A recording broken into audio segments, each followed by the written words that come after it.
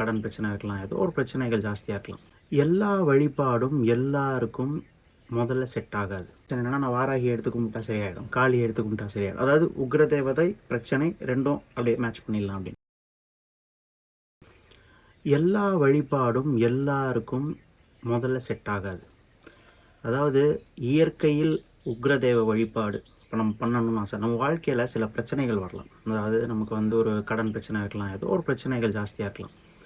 உடனே எல்லாரோட ஒரு இன்டென்ஷன் என்னன்னா நான் வாராகி எடுத்து கும்பிட்டா சரியாயிடும், காளி எடுத்து கும்பிட்டா சரியாயிடும். அதாவது உக்ர தேவதை பிரச்சனை ரெண்டும் அப்படியே மேட்ச் பண்ணிடலாம் அப்படின்னு.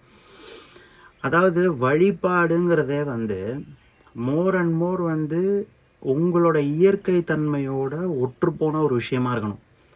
சும்மா நான் வழிபடுறேன் அப்படின்னு இது அலோபதி மெடிசன் கிடையாது. தலைவலியா ஒரு சாரிடம் எடுத்து போட்டுரு, கால் வலியா ஒரு மாத்திரை எடுத்து போட்டு, அந்த மாதிரி நீங்கள் அப்ரோச் பண்ணிங்கன்னா that is not how upasana works. Or எந்த ஒரு எந்த ஒரு உபாசனையுமே it is not how it works.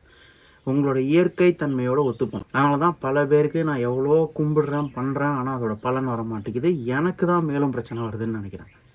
இயற்கை தன்மையும் மாற்றணும்.